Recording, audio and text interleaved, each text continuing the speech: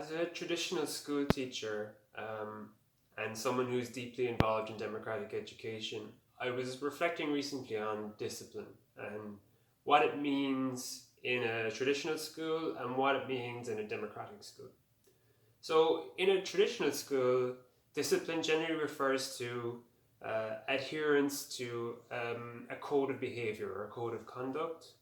And it usually refers to as well kind of the ability or the consistency of following instructions from staff.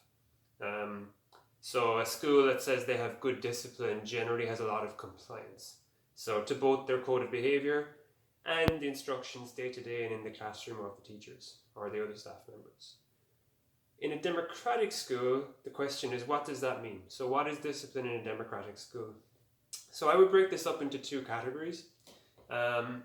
The first is that there is adherence to a code of behavior or a set of rules. I know it's different language, but it's the same idea.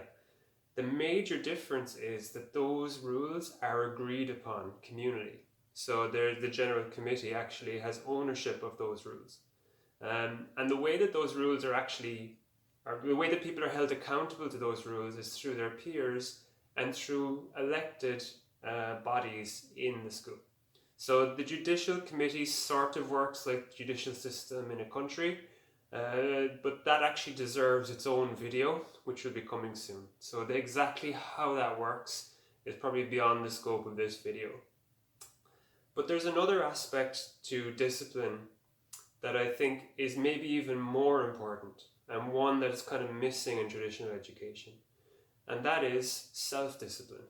So for me, self-discipline begins when someone sees something like a musician, a dancer, a nurse, someone playing a sport, a musical instrument, whatever it is, and something in them kind of identifies with that, or something in them connects with that, and they just want to be like that, or something in them is kind of pulling them in that direction.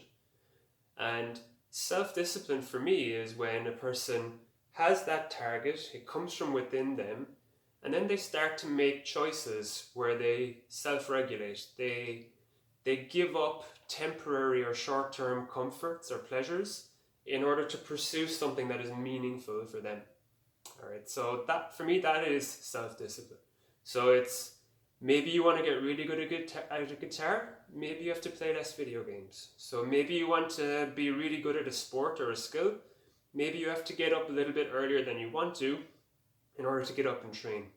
So that this goes on and on. I think that kind of self-discipline, that's the discipline that we want. We want people who can self-regulate, who can pursue their own goals and make good choices willingly and not being forced to make choices. So that's definitely the best part of discipline. The word discipline, I think that's the best part of it. And in a traditional school, there's very little space for that, for the simple reason that whatever it is your goals are, you're still going to do the curriculum.